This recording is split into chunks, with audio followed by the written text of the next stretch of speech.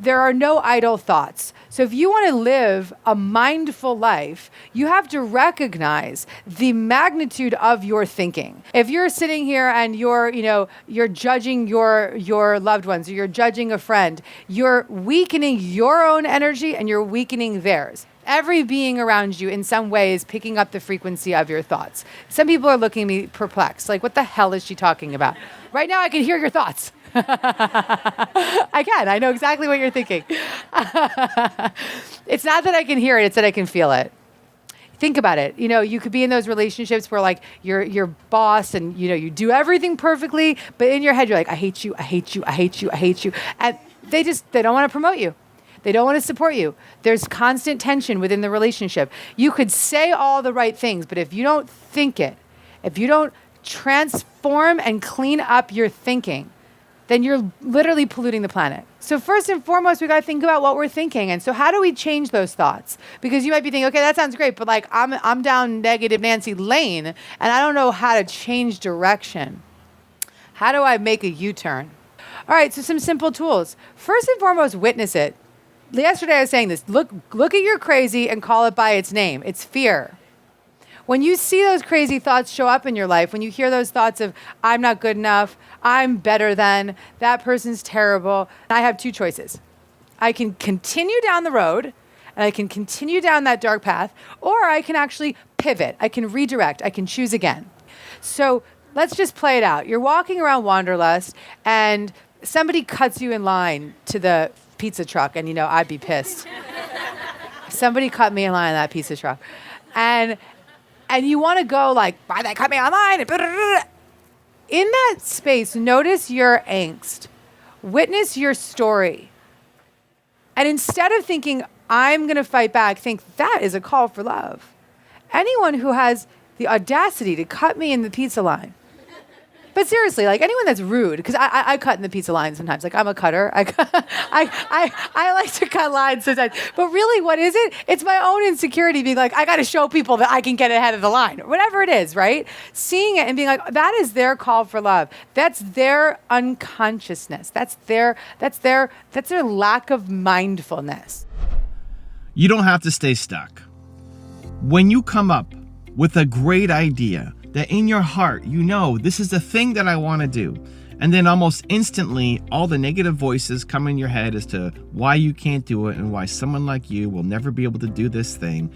It keeps you stuck, keeps you small, keeps you frustrated, keeps you knowing that you're capable of more and being too afraid to go take the action. And until you can break that pattern of negative self-talk, nothing will happen. And so we're going to fix that in this video. I think as soon as we come up with ideas, it's not even our friends, it's not even the people around us, it's us. It's us telling ourselves that we suck, that we can't do it, that we're not good enough, that we're not capable, that it's not going to happen. We land into procrastination mode, and you can call yourself a perfectionist. It has to be perfect, but perfectionism is still just fear. Just fear that you're not good enough, fear that it won't work out, fear of being seen, fear of not being seen, and it keeps you stuck. When I procrastinate on things, even like making videos, I've made, I don't know how many, 12,000, 13,000, 14,000 videos, some crazy number of videos, and yet every time before I sit down to make the videos, I procrastinate a little bit. In today's filming session, I'm here at my wife's acupuncture clinic.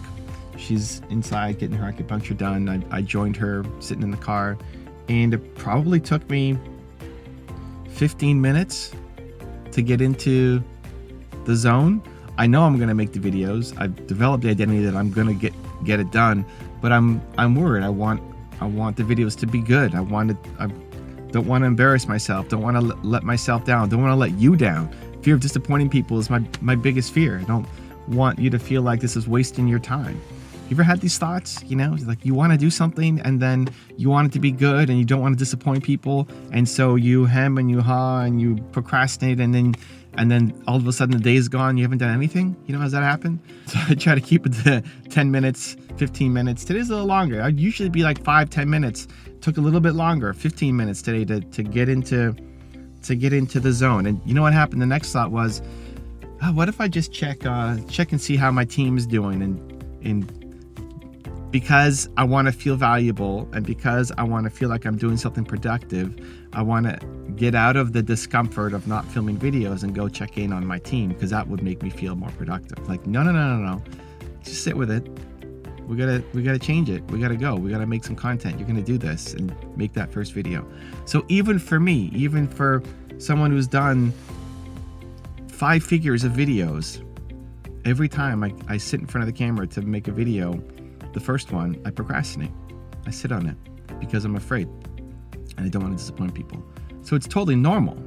So if you feel like whatever the thing is that you want to do, you know you're capable of it, you know in your heart that it's something that you want to create, and then for some reason you keep stopping, you keep procrastinating, you keep staying stuck, that's normal. You're not, there's nothing wrong with you. It's not abnormal. It's 100%, everybody goes through it. The difference is how quickly can you shift? How can you get unstuck? Because most people just stay stuck. They stay constipated. They're like, all this stuff that has to come out, that's just not coming out. You're constipated. You stay stuck. So how do you do it? How do you shift it? Here are a couple things that help me that I hope can help you. Number 1 is floss the first tooth. Take immediate momentum. You think about flossing, it's, people don't want to floss. I mean, I built a habit of flossing twice a day. Most people don't floss.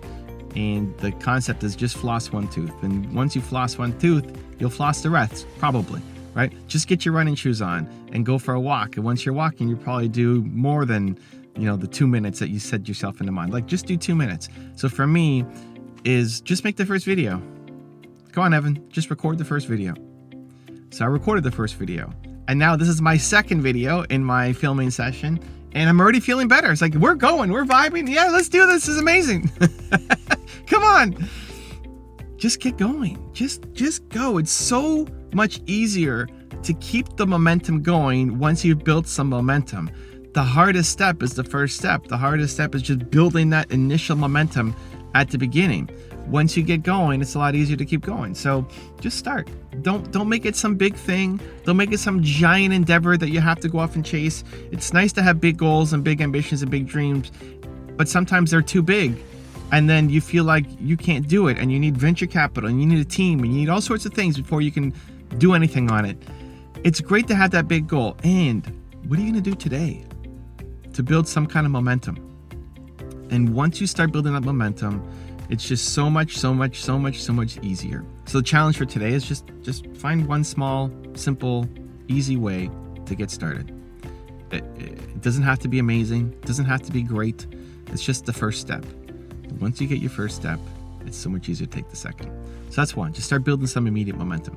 Number 2 is change your state. One of the reasons why I like filming in the car, people ask, why are you always filming in your car? I like being out. I like being out of the place, out of my home. I like energy. I like nature. I like being able to see trees and sunshine and have people around. I like that. It changes my state. It makes it a lot easier for me to go off and film when I'm by myself. So it's not just me talking to the camera. This feels more conversational. I don't know. It's all just a head game.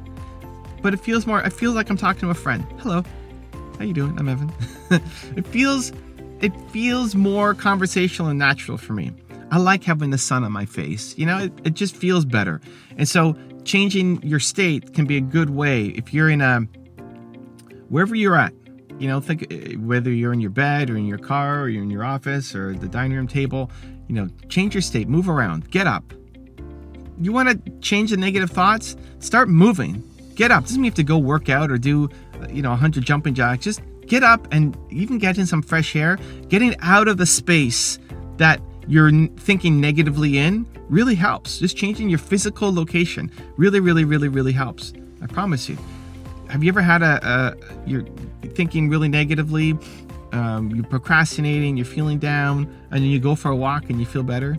Or even just change your room, or you go to a different part of the house, or you go for a drive and then you feel better? Like, changing the physical environment can really help you get out of that funk that you're in. where while you're in that space, you're feeling stuck and you can't move. So change your physical environment. One little bonus to that is music. Music, I should have done that today. Music is the fastest way to change your state. So while I was sitting here in the car for 15 minutes procrastinating on making these videos, instead of thinking, hey, I should go and check in on my team and see how they're doing, underneath, like logically, that makes sense. Like, how's my team doing? I'm being a good boss, a good manager, a good friend. I should check in on them, see how they're doing.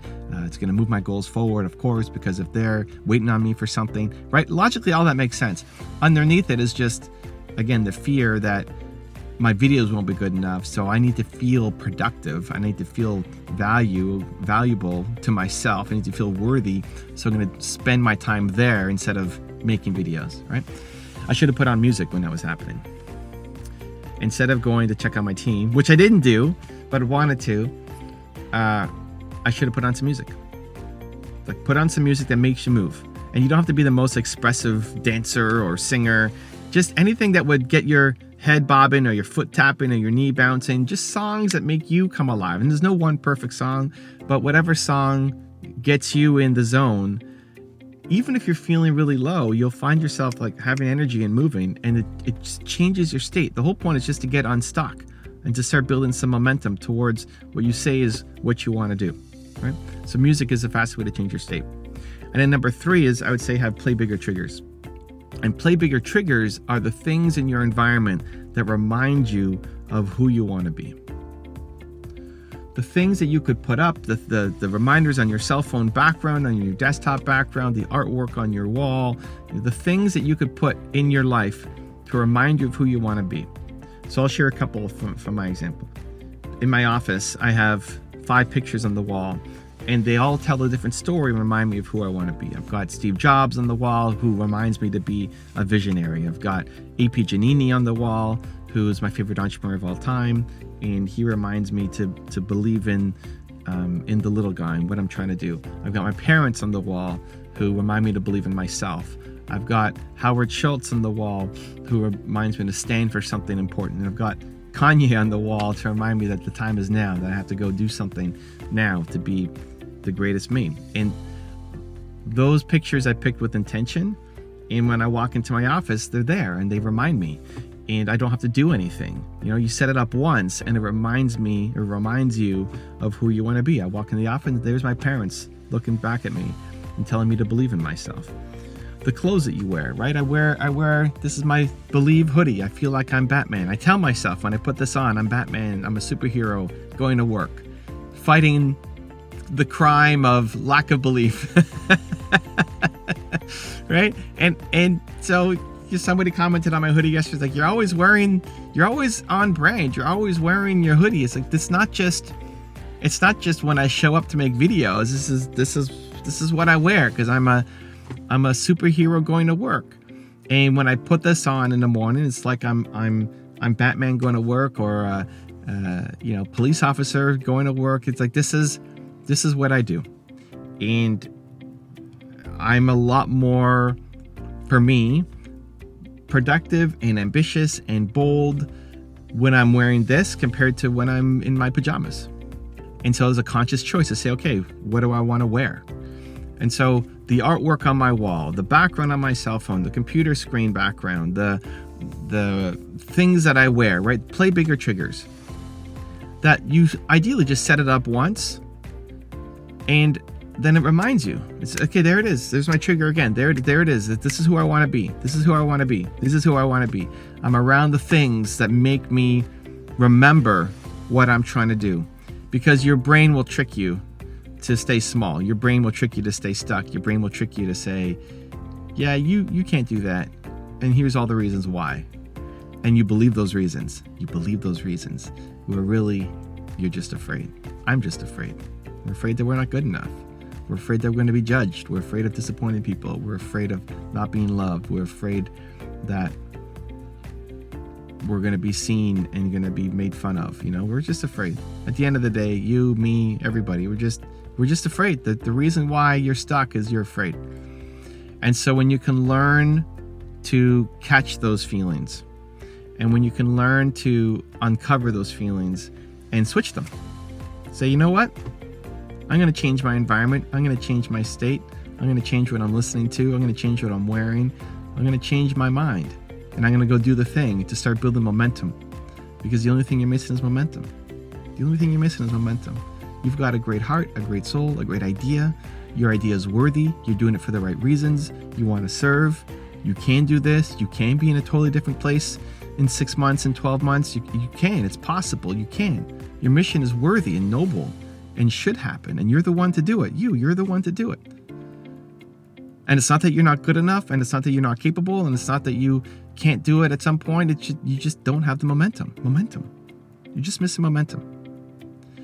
And so the next time you feel stuck, procrastinating, not good enough, know that you can do it, and that all you need to do is take that first step. Also, to make sure you're actually taking action after watching this video, I've designed a special free worksheet just for this video. The worksheet will highlight all of the lessons learned in this video, as well as pull out our 3 favorite learnings and quotes that will inspire you to actually do something. The worksheet will also give you space to write down what your key takeaways are and your specific plan of action to make sure you're getting results. If you want the worksheet designed specifically for this video, absolutely for free, there's a link in the description below. Go click on it and start building the momentum in your life and your business. I'll see you there. There's no such thing as a mistake. Everything happens in divine order. I am being guided to learn and grow. Here we go, people. When we look at the situations in our life from a place of regret, we ultimately miss the opportunity for growth. We miss the opportunity to see what could have been beneath that discomfort.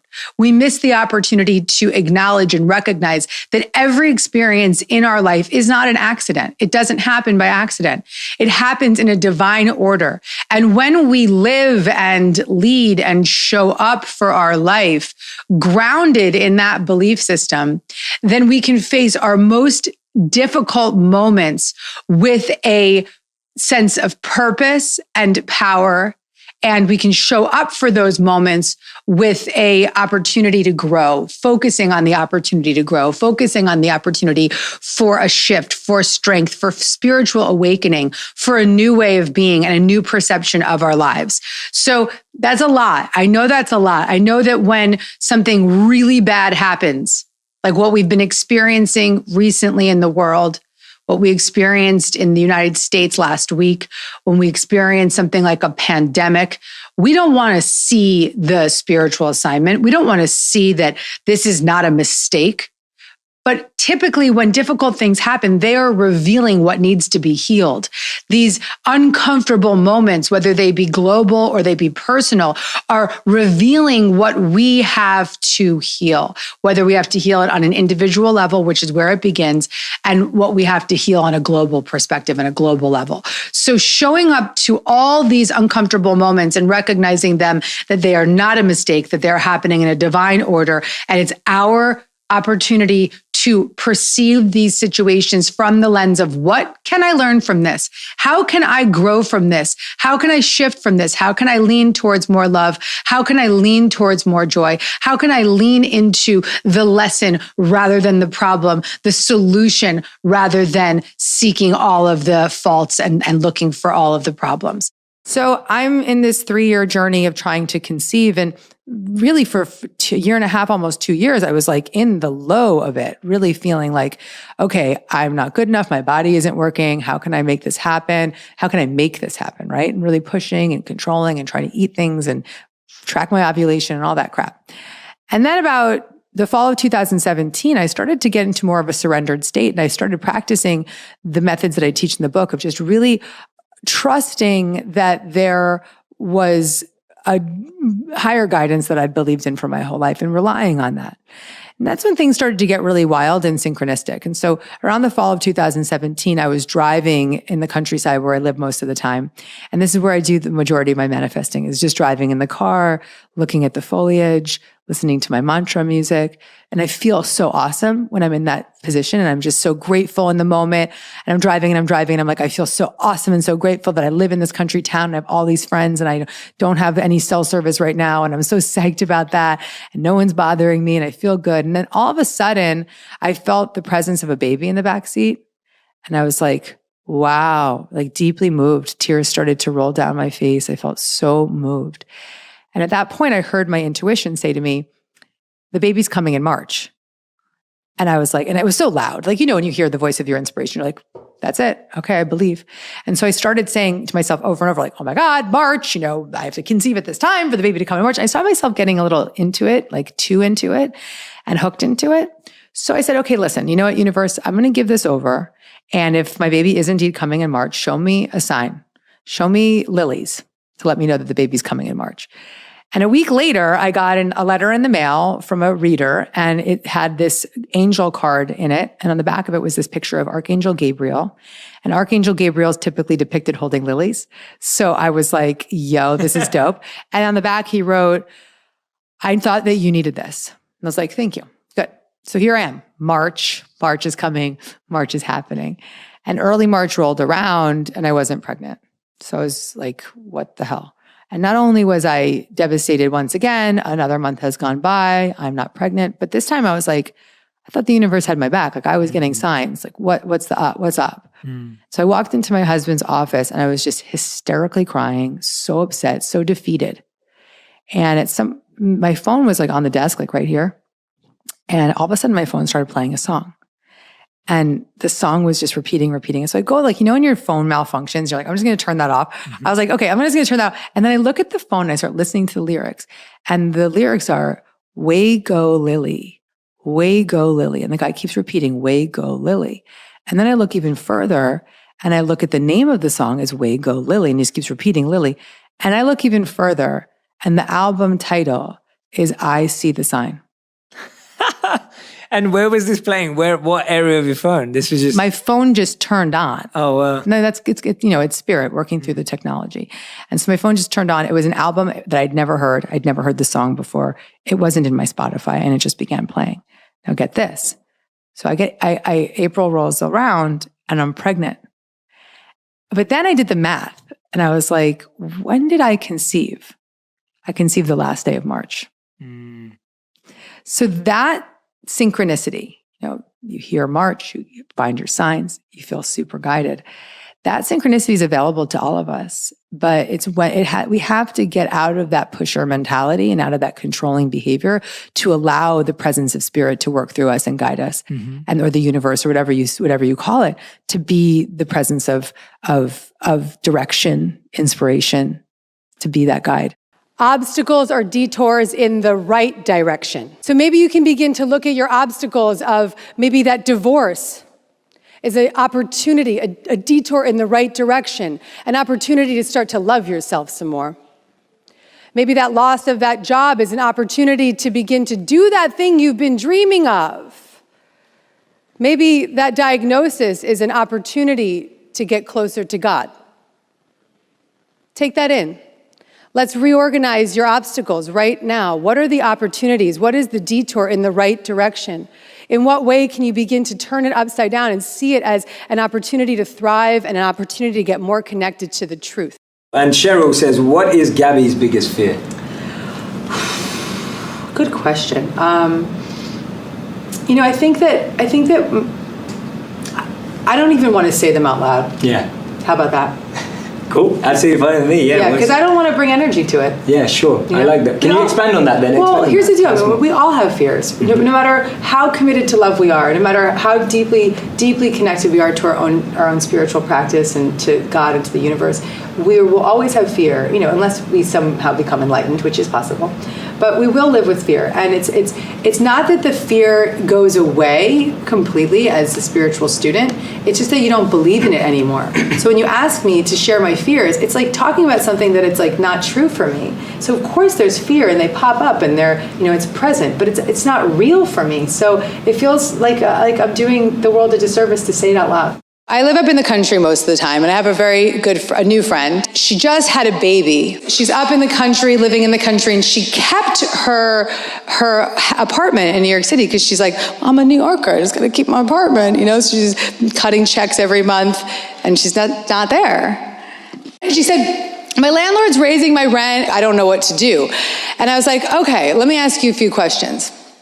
I said, how does it feel to think about writing those checks every month to something that you're not using?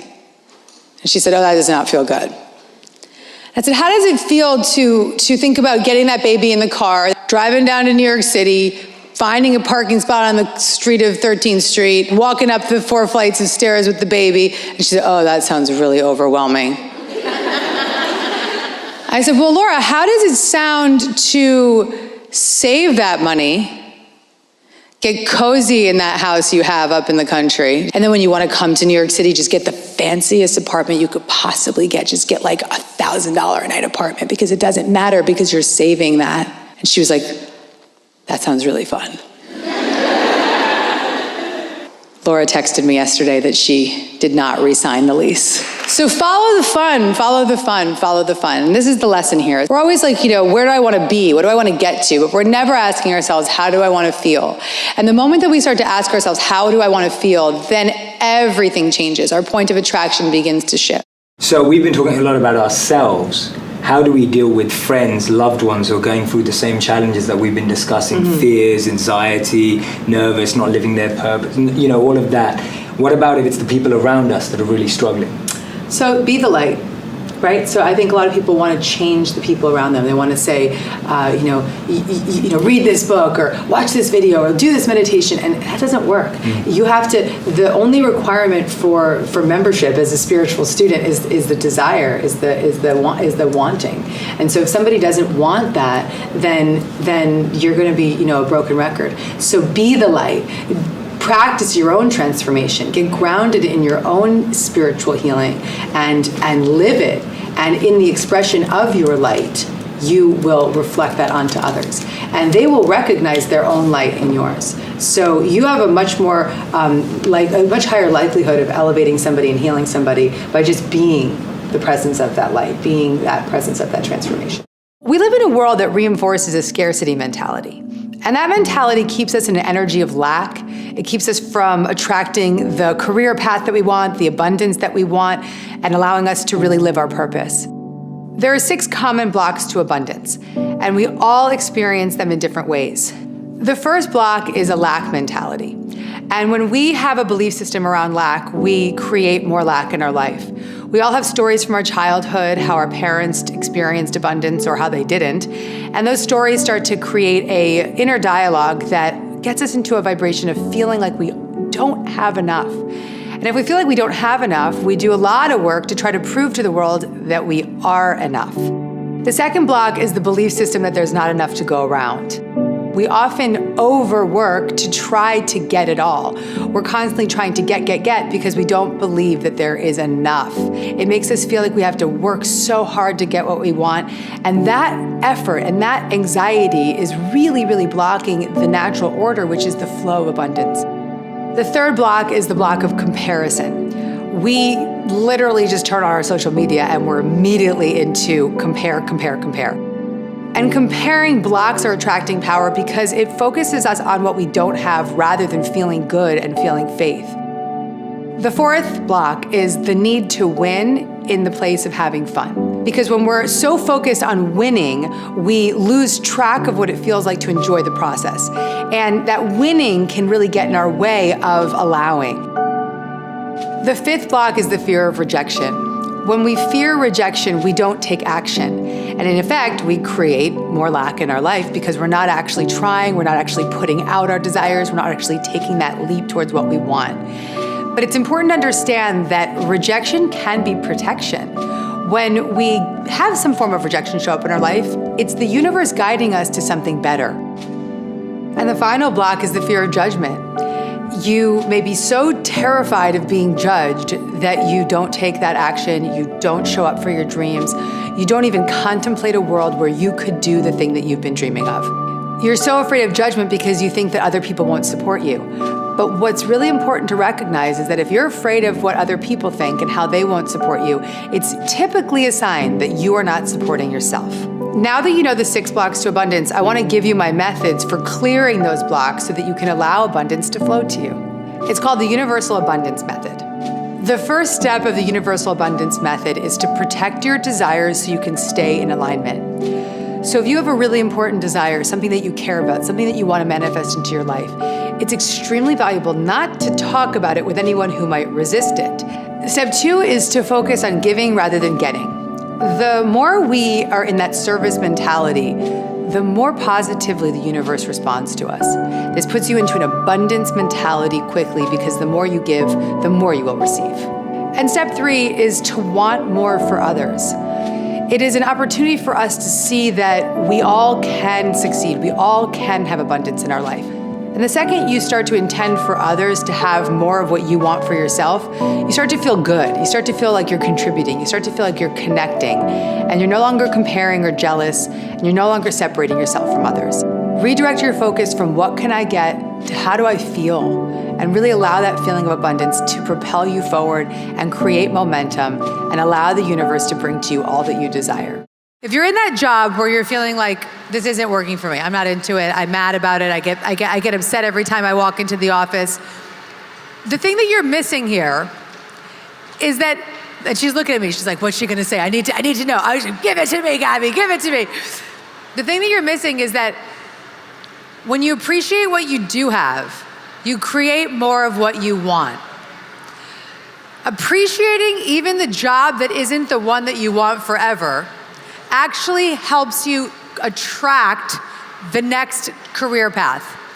And you think it's counterintuitive because you're thinking, well, I don't want to appreciate this thing I don't want. That's sending out a message to the universe that I want something I don't want. Actually, no. The more you appreciate what's in front of you, the more you become a magnet for what it is that you desire. So if you appreciate that job that's not that great, and you bring an energy that's a little bit more of a high vibe frequency, and you show up to work and you've got a better attitude, and people start to like you a little bit more because you're in that appreciation of whatever's around you, and they start to see you a little bit differently, and then maybe they give you a raise, or maybe they see some potential in you, or maybe one day you're just in a really good mood because you've been appreciating everybody and you're not mad anymore, you're not complaining on your Instagram about how you hate your job, and you're walking through the office and you're in a really good mood and you get in the elevator and you bump into somebody and they say, oh, what do you do? And you say, I'm a copy editor at this company and blah, blah, blah. And they say, oh, how interesting. We've been looking for a copy editor.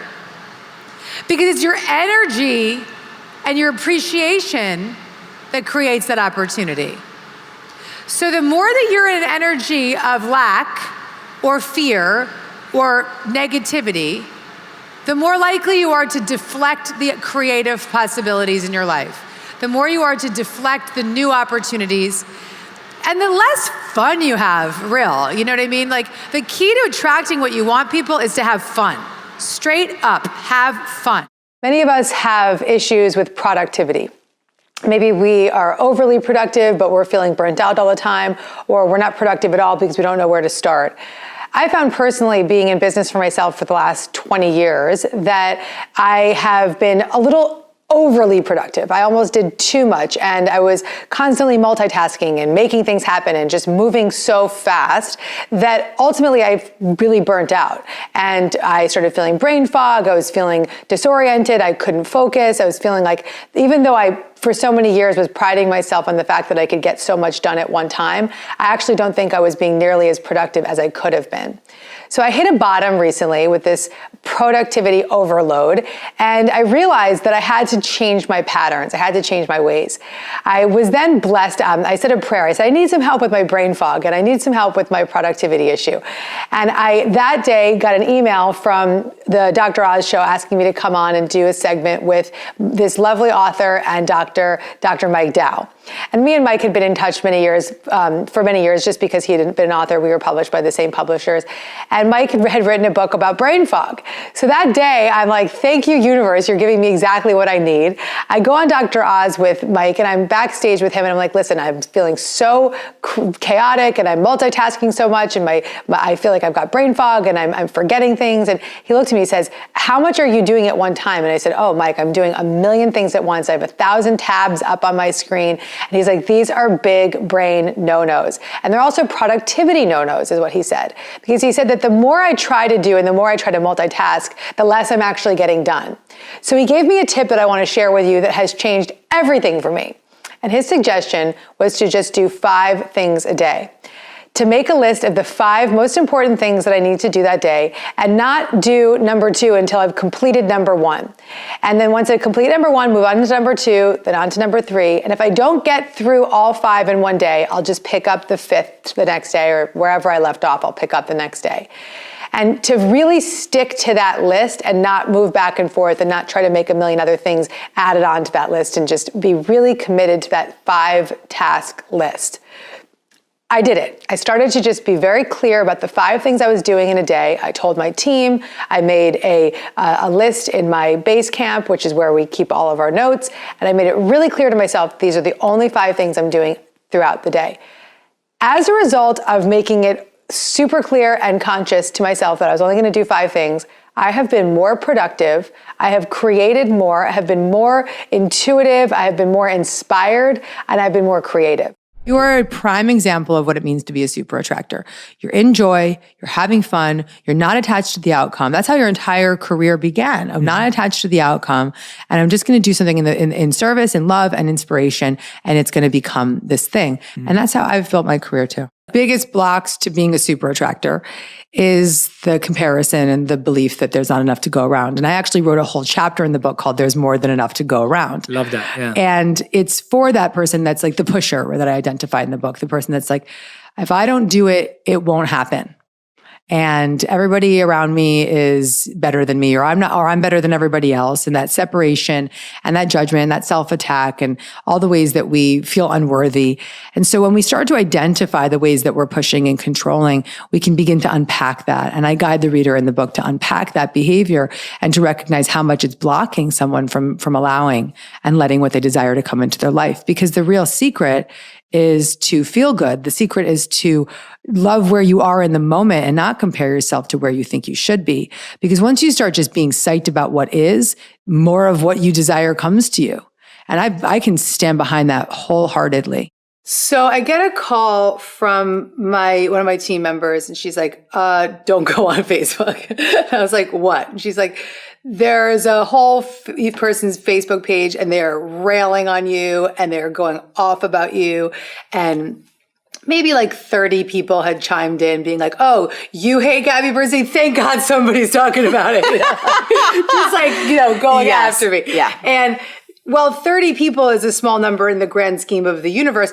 This feels really overwhelming. And even one person hating you on the internet can shake you to your core. Yes. So I do what anyone would do in that moment, and I start to go down that hole of shame and upset, and what did I do wrong, and how could I have triggered these people in this way, and what is my part, and just getting so hooked into it, even though a lot of what was being said without any information, right? But regardless, I didn't even need to dig into it to feel the feelings of discomfort, and I was getting really, really hung up about it. And it took, it was about a full day of just like being down and bummed out. And I remember I was watching television with my husband at night, and I was staring at my phone, just being like, did more people weigh in? Like, what's happening? Yeah. And he looked at me, he's like, what is going on? What, you can't even be present with me in this room. Why are you so stuck in this?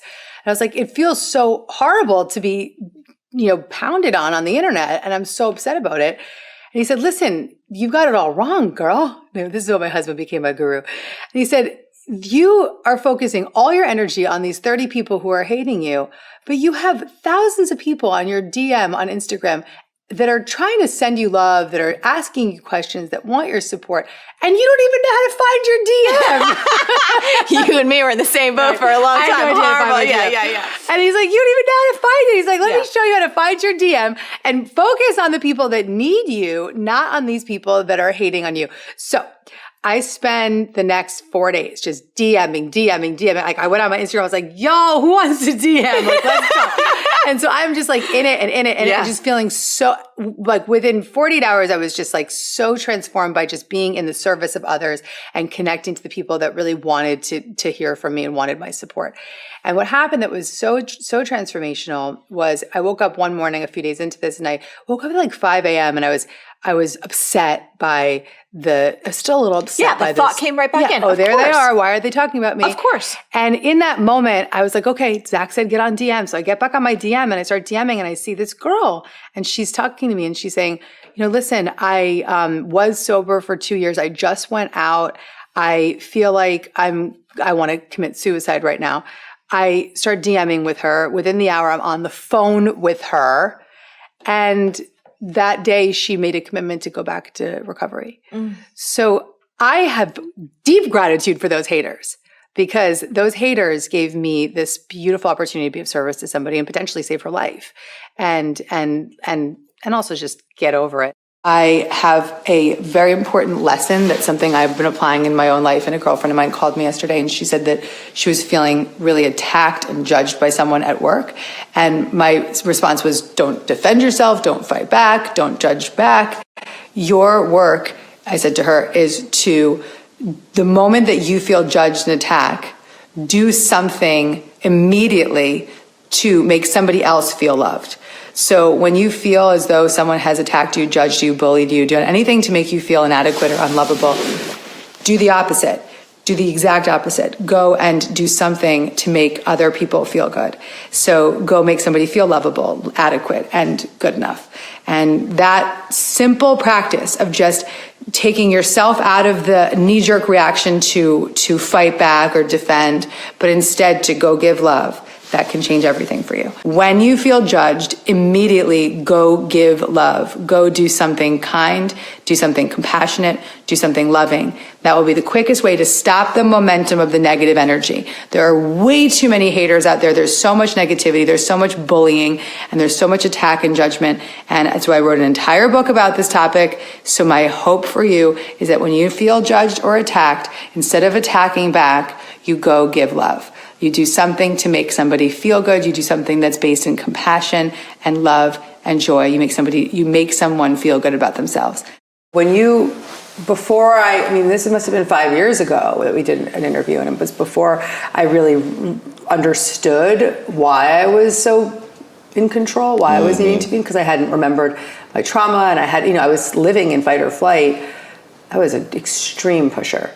And in that energy, we may be able to create some successes, but we will never have that life that is what we truly want. Fulfillment, inner peace. And we block bigger stuff, too. Yeah. We block bigger stuff. We block it because our energy is just so frenetic. Yeah. There's also the person who's like the manic manifester, who is a lot of my audience can identify with this.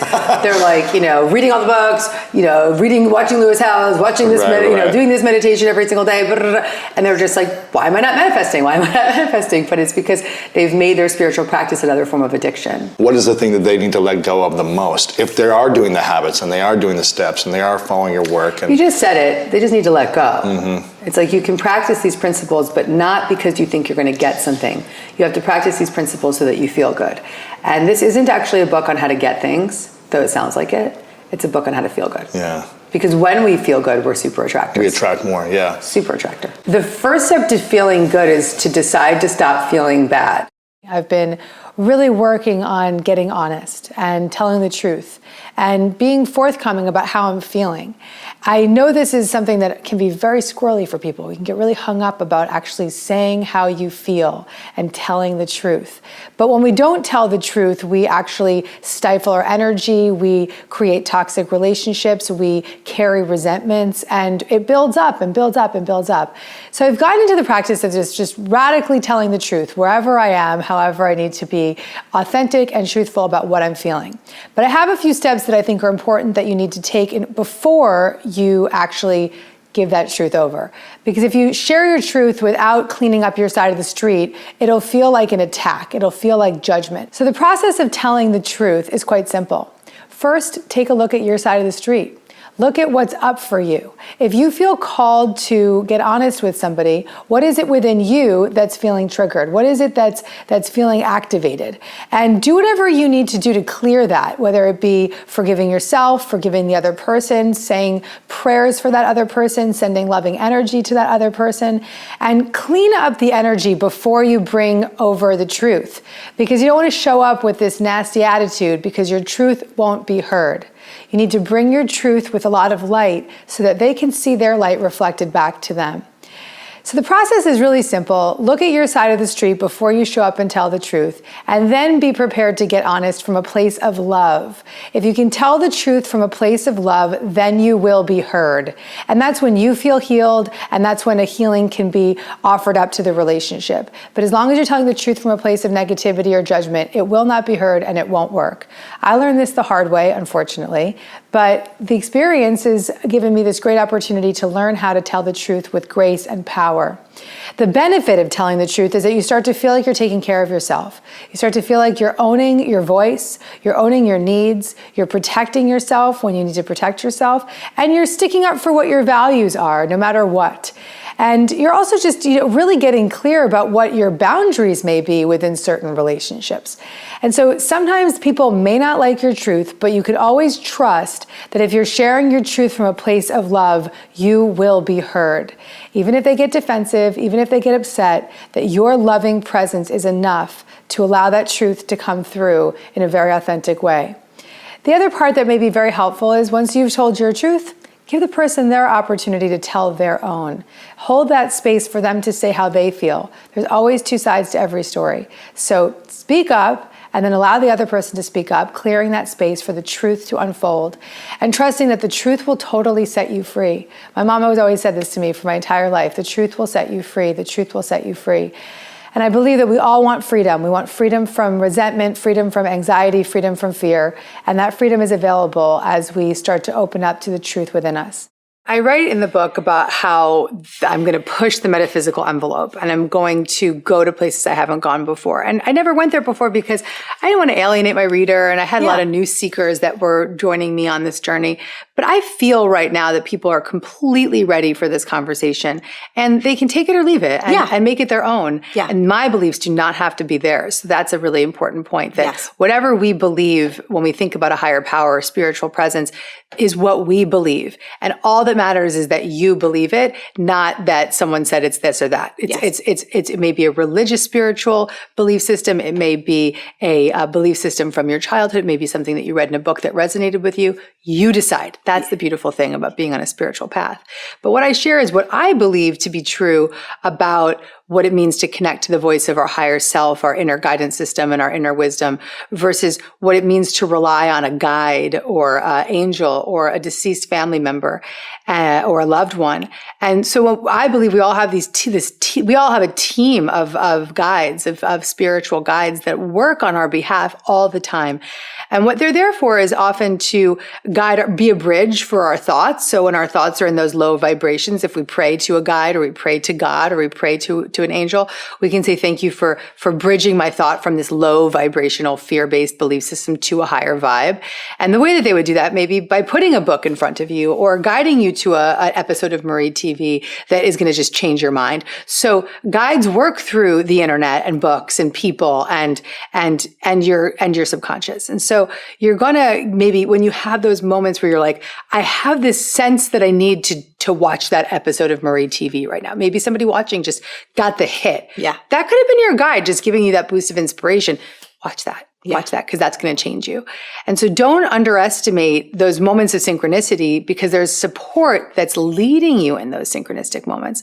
And so the more that we align with our spiritual belief systems, and the more we allow ourselves to accept that it's good to feel good, and the more we use things like the emotional guidance scale or the choose again method or any of the methods in this book, the better we feel. And the better we feel, the more we can hear the guidance that we're receiving. The guidance is always there, but we block it. We cut it off. And so we can open up to that guidance. When you notice that you're in that story and that trauma of your, negativity, fear, or judgment attack that's making you feel bad, notice it. Notice the thought right away. And then you say, how is this thought making me feel? That's step one. Notice the thought and how is it making me feel? And the second step is to forgive yourself for having the thought. Not beating yourself up. I used to do this all my life. Why am I having such an idiot? Why am I so stupid? Why can't I figure this out? What is wrong with me? That was my pattern for years. I know. So how do we get out of that? Forgive yourself for having the thought. Forgive the thought. If you can't forgive yourself for having the thought, because that just feels too heavy for you, just forgive the thought. Like, okay, that's that thought again. That's from my childhood trauma. That's from my, my fear of this. That's from whatever. There it is again. And then the third step is to start to proactively choose again. And this is where we begin to reach for the next best feeling thought. We reach for, this is very influenced by Abraham Hicks, which is mentioned 23 times in that book. What was it called? Like the Purge of Appreciation or something? They do the Rampage of Appreciation. Appreciation, So when you're going to choose again in that third step, you're going to reach for a thought that you believe in. So what if you don't believe in any good thoughts? You have a thought that could be better. And here's what it could be. It could be, I can turn on Lewis Howes's podcast right now and that might make me feel better. That's a thought. Right? Or I have that book that I could open a page to and maybe it will give me inspiration. Or, just something as simple as like, I'm going to go for a walk for 5 minutes. That might make me feel better, right? So, and then you keep going. You keep reaching for it. So you reach for the thought, I'm going to go for a walk. I'm going to let myself feel better. And then you go, you go for that walk and I'm going to just listen to some music. That music might make me feel better. Or the next thought could be, I actually have dinner tonight with my friends, so that will be great. And I can bring myself to that. But little things like my credit card got stolen and I'm on the phone with the credit card company and I'm trying to get out of the hotel with my son. And I have a nanny with me. So like my nanny's like, uh-oh, the baby pooped, and I'm on the phone with the credit card company and there's no Uber in Santa Fe and the baby's pooped and you're just like, these moments. And so I start going into I'm out of control, I'm freaking out. And so I notice it really quickly now. I witness the thought. I forgive myself for acting out and being rude to the woman at the credit card company. And then I choose again. Okay, let's change the poopy diaper. Let's get in the car. Let's have fun with this moment. Yes, I could have carried that negative thing all the way down to Santa Fe and having lunch, but I decided to turn it around quickly. And that's how we can start to live like that. There's always a spiritual assignment. There's always something to learn. There's always an opportunity for growth in all relationships, particularly romantic relationships. But when that learning is no longer happening, when one person's growing and the other person isn't, when there is a leap spiritually and the other person is not leaping with, there can be a disconnect in the learning opportunity. The idea that we could be forcing a relationship, if you have a sense that you're forcing a relationship, it's likely that you are. It doesn't mean that the relationship isn't right. It means that you are trying to make it right rather than allowing it to show you what's right.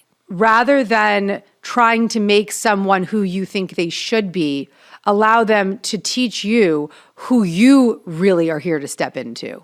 Not teach you, but reflect back to you who you are here to step into. Rather than trying to change someone else, put the mirror back on yourself and say, what is it within me that is ready to develop more? What is it within me that is ready to grow more? If you show up like that and you keep growing and you keep rising up and they don't rise with you, there's your answer. If you keep focusing your side of the street, keeping your side of the street clean, what is it that I got to work through here? How can I show up more? And they say, oh, okay, I'm going to be a reflection of her new shift. And I'm going to grow as a result of her growth. And I'm going to be new because of this development within her. Then you are both energetically growing together. If you're here and he's not growing with, there's your answer. There's your answer. If you're trying to force him to get here with you, you are forcing the relationship. Put the focus right back on top to you. Change your inner work, your inner life, reflecting that mirror back onto yourself. And if he starts to vibrate at a higher frequency as you do, you know the answer. To see my recent one-on-one with Gabby Bernstein, check the video right there next to me. I think you'll love it. Continue to believe, and I'll see you there. Trauma is very delicate, and we all have it. You rip off the Band-Aid too fast, you'll get blown out. It'll be too scary at once. We all have the capacity to be of service to others.